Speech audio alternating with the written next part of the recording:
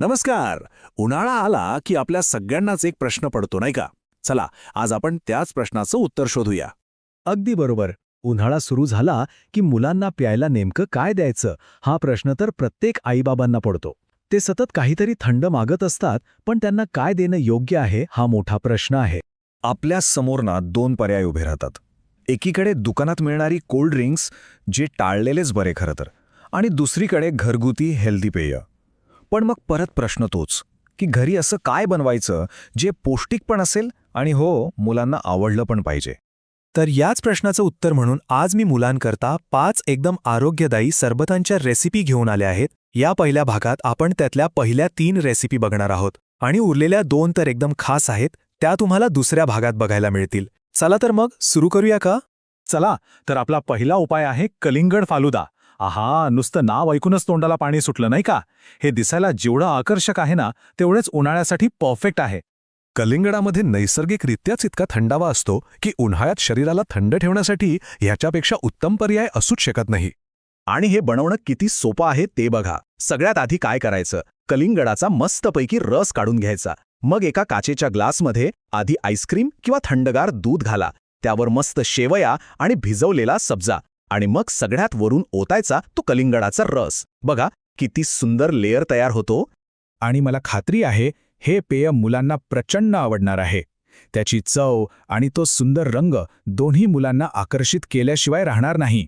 चला तर मग आता वळूया आपल्या दुसऱ्या पर्यायाकडे. तो म्हणजे डाळिंबाचा रस.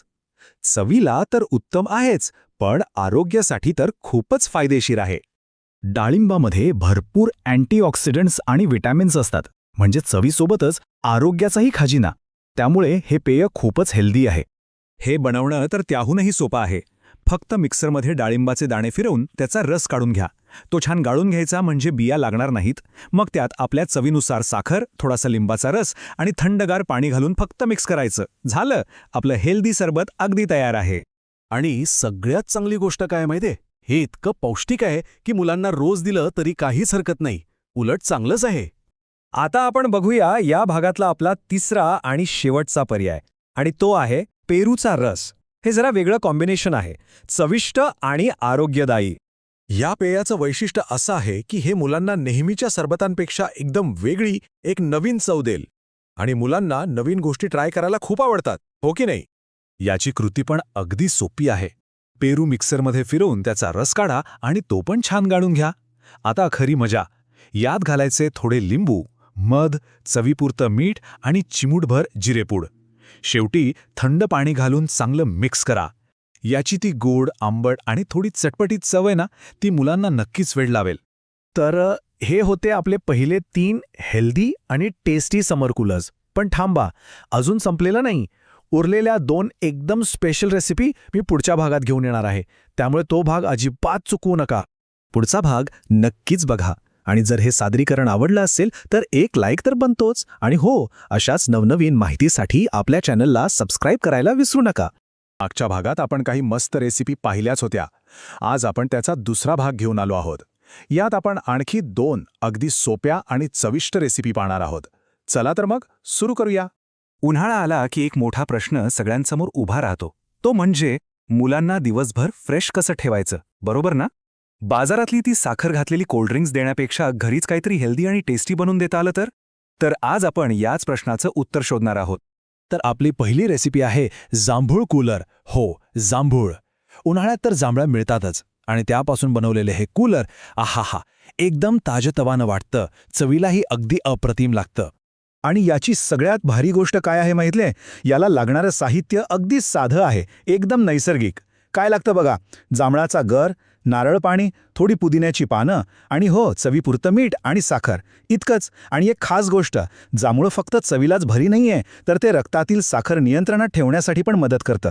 म्हणजे बघा, चवीसोबत आरोग्य पण. आता हे बनवायचं कसं, तर ते तर खूपच सोपं आहे. बघा, फक्त 4 साध्या स्टेप्स. जांभळातून गर काढायचा, तो मिक्सरमधून फिरवायचा, मग गाळून घ्यायचा आणि थंडगार सर्व्ह करायचा. झालं. आहे की नाही एकदम सोपं? आणि हे प्यायला कसं वाटतं? आहा, उन्हाळ्यात एकदम असं पूर्णपणे फ्रेश वाटतं. गरमीपासून सुटका मिळवण्यासाठी हा एक परफेक्ट नैसर्गिक उपाय आहे खरंच. चला तर मग आता वळूया आपल्या दुसऱ्या रेसिपीकडे. ही रेसिपी तर मुलांची एकदम फेवरेट आहे. हो, स्ट्रॉबेरी कूलर. चवीला गोड आणि दिसायला तर इतकी आकर्षक की मुलं बघताच खुश होतात. आणि यासाठी काय लागतं माहितीये? फक्त 3च गोष्टी. ताज्या स्ट्रॉबेरी, गोडव्यासाठी मध आणि थंडगार पाणी. बस. किती सोपं आहे बघा.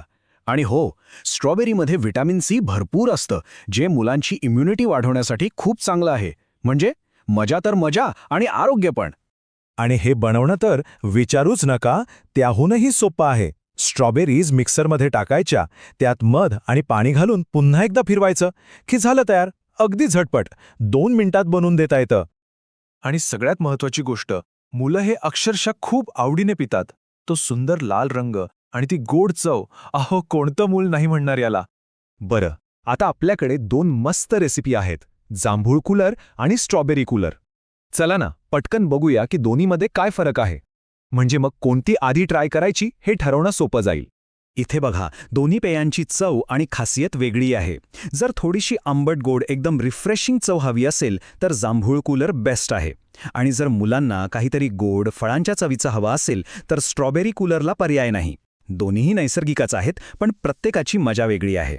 तर मग ह्या सगळ्यातून मुख्य गोष्ट काय लक्षात ठेवायची? आपण आज जे काही पाहिलं त्याचे महत्वाचे मुद्दे काय आहेत? चला एकदा पटकन नजर टाकूया. हे कूलर का बनवायचे याची 3 मुख्य कारणं आहेत.